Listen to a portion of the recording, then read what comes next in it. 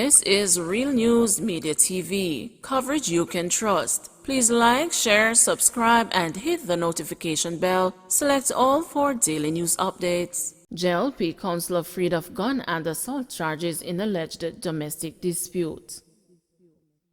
Jamaica Labour Party Councillor for the Montego Bay Southeast Division, Arthur Lynch, was freed of charges when he appeared at the St. James Parish Court on Tuesday morning.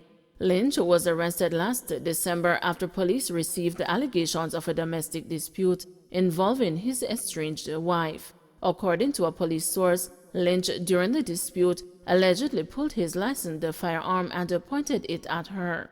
He was subsequently charged with illegal possession of firearm and assault at common law. In an interview with the news on Tuesday, Councillor Lynch maintained his innocence and declared that the allegations were untrue. The allegations were not true, Lynch said. The councillor shared that not only has he been suspended from the Jamaica Labour Party after the allegations were made, his family and work life were also disrupted. During the course of December 8 until now, I have been adversely affected by the allegations that were made against me, the councillor said. The charges were dismissed after Councillor Lynch's estranged wife indicated to the court that she has no further interest in the matter. Air traffic control back to normal. Air traffic controllers at the island's two international airports, Norman Manley and the Sangster, resumed normality Monday following an intervention by the newly appointed Minister of Transport and Mining, Audley Shaw. Shaw confirmed that the air traffic controllers had agreed to resume normality on the understanding that the salary issues which triggered their decision to take industrial action would be pursued by the Ministry of Finance and the Public Service, which has been negotiating improved benefits since last year. I asked the Ministry of Finance and the Public Service to look at the issues, and they have agreed. There were a couple of cancellations, but I am happy that they were willing to return to normality pending the meeting with the ministry, added Shaw, whose intervention followed a failed meeting at the Ministry of Labour and Social Security. The sickout led to the cancellation of only 2 flights, a Virgin Atlantic flight to Heathrow in London on Sunday and a JetBlue flight which was expected from Florida on Sunday. However, tourism sources have denied that there was any serious impact on the industry. Top tourism strategist in that ministry, Delano Seaverite, confirmed that there was no serious loss to the industry arising from the action as flights were able to continue before industrial action could have crippled the traffic.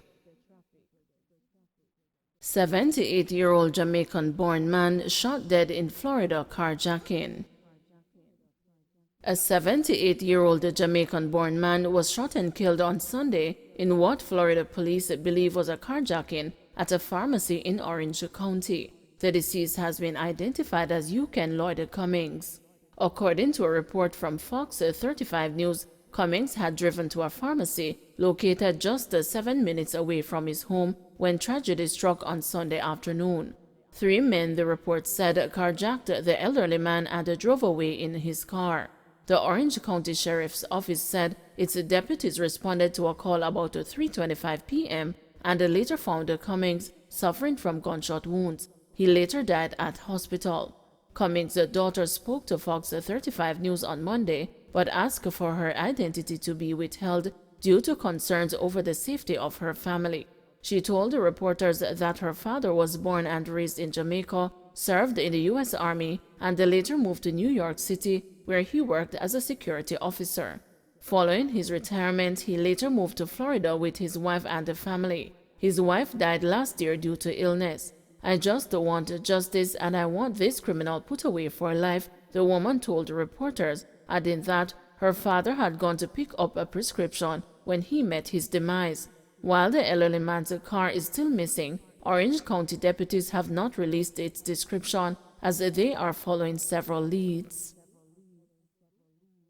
JP is working to restore power in parishes hit by downpour. The Jamaica Public Service is reporting that customers in sections of 4 parishes are experiencing outages due to the inclement weather in those areas. Heavy rains have caused severe flooding and landslides in sections of Portland, St. Mary, St. Anne, and Trelawney. JPS says impassable roadways have left teams unable to respond to some outages. It says restoration efforts will resume as soon as conditions improve to permit teams to travel and work safely. Couple fatally shot before house set on fire, said experts. 26-year-old Jermaine Bryan and his partner, 25-year-old bartender Cedella Walder, who were allegedly murdered by members of the Klansman gang in New Nursery, St. Catherine in 2017, were dead before their house was set ablaze, a government forensic pathologist testified Tuesday morning. The expert, who took the stand for the first time in the ongoing trial, in which 33 individuals are facing various charges, said the case of death of the couple, who were burnt beyond visual recognition, was attributed to gunshot injuries. She said Walder had received 3 shots, one of which penetrated the chest, entered the left lung, and pierced the heart before exiting through the neck, injuring the trachea in the process. According to the pathologist, Walder had been shot from behind. Her partner, the court was told, also died before the fire and had 3 gunshot wounds to the front of his body, where 1 bullet pierced his left lung and the heart. According to the expert, the cause of death for Bryan was multiple gunshot wounds to the chest. According to the evidence led before the court so far, the 2 were killed on what would have been their first night together at Bryan's home. The marauding gunmen, allegedly members of the Klansman gang, kicked in the gate and the door to the wooden dwelling, shot the 2, and set the structure ablaze. JCF denies victimization claims by policewoman. The Jamaica Constabulary Force is denying claims made by Sergeant Tamika Taylor that she has been victimized after blowing the whistle on several high-ranking members of the Constabulary Force. In a video that circulated on social media on Monday, Taylor made allegations concerning several past and current serving senior officers as being part of a conspiracy against her dating back to 2011.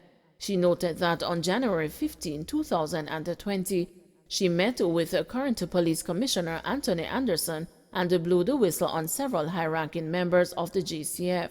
However, she claimed that instead of having the matter properly investigated, she was further victimized. In a statement on Tuesday, the JCF confirmed that a meeting was held at the Commissioner's office with Commissioner Anderson, Sergeant Tamika Taylor, her lawyer, the Director of the Legal Affairs Division of the JCF, and the Superintendent in charge of personnel from the Administration Branch of the JCF. However, the JCF High Command said claims that Taylor was further victimized is patently false. The meeting was requested by the member and convened to address her displeasure with a personal matter of her promotion. She felt that she had been denied a promotion for unfair reasons and desired an opportunity to ventilate those matters, the JCF explained. The constabulary noted that in the meeting, Taylor made allegations of what she viewed as a victimization in the promotion process by past and present senior officers, some of whom were no longer in the force. These allegations of victimization were given by her as background information to support her claim that she was being unfairly denied a promotion. She gave her personal view of why she thought she had not been promoted, which included the fact that she, along with other members, had initiated a judicial review claim against the former police commissioner, Mr. Carl Williams, on the very issue of promotion, and that she had sent a voice note in which she complained about the actions of a senior officer in the denial of her promotion, the constabulary stated. The JCF stressed that the context of the meeting pertained only to Taylor's personal desire for promotion as opposed to any alleged whistleblowing under the Protected Disclosures Act. However, the JCF said a review was undertaken of her matter, which confirmed that certain concerns were raised during the vetting process for promotion. Noting that, as is customary when dealing with concerns of this nature, the police said Commissioner Anderson referred her matter to the Ethics Committee of the JCF so that the concerns could be ventilated. According to the JCF, Taylor subsequently attended the Ethics Committee where she was engaged on the issues. After her participation at the Ethics Committee, the JCF said certain intelligence reports arose which had been ultimately borne out in the ruling made by the Office of the Director of Public Prosecutions. In the DPP's ruling on Thursday, January 26, it was recommended that Taylor be charged under the Dangerous Drugs Act. The JCF said it will not speak publicly on that matter, as the member will have an opportunity to defend any prospective charges. The JCF is assuring the public that there are rigorous vetting requirements involved in the promotional process within the constabulary, and that if there are concerns identified, they cannot be ignored but must undergo a process that allows for the ventilation and ultimate resolution of same before promotion can materialize. The JCF High Command said it stands by the integrity and the transparency of the vetting process, as well as its commitment to the transformation of the JCF into a modern constabulary that Jamaica can be proud of. Don't forget to like, share, subscribe, and hit the notification bell. Select all for daily news updates.